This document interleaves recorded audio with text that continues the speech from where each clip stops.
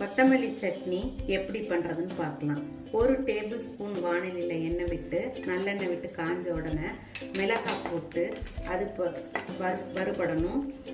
அடுத்தாற் போல வெங்காயம் ஒரு 8 சின்ன வெங்காயத்தை கட் பண்ணியிருக்கேன். 8-10 வெங்காயத்தை கட் பண்ணி போட்டு நல்லா பொன்னிறமா வெங்காயம் ஆகிற வரைக்கும் வதக்கணும்.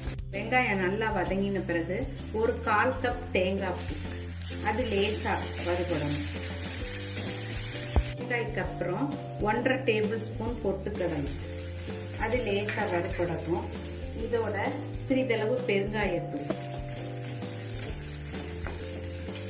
மிக சிறிதளவு ஒரு 1/4 இன்ச்சுக்கு குறைவாவே மெல்லிசா நறுக்கின இஞ்சி இதை போட்டுருங்க. இதுக்கப்புறம் ஒரு சின்ன நெல்லிக்காய் அளவு ஊற வச்ச புளி,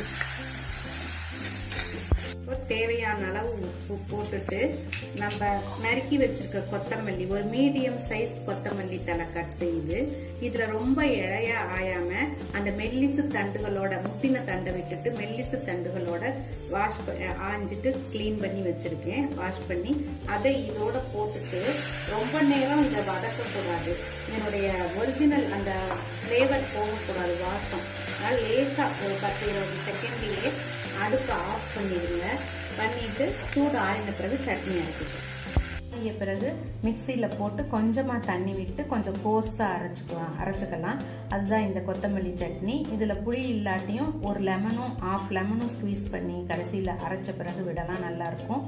இந்த சட்னி இட்லி, தோசை, கோதுமை தோசை, மைதா, பூரி போன்ற எல்லா பிரேக்ஃபாஸ்ட்டுக்கும் இது நல்ல சைட் டிஷ். செய்து சாப்பிட்டு பாருங்கள். பிடிச்சா லைக் பண்ணுங்கள். மறக்காமல் சப்ஸ்கிரைப் பண்ணி உங்கள் கமெண்ட்ஸ் கொடுங்க. நன்றி, வணக்கம்.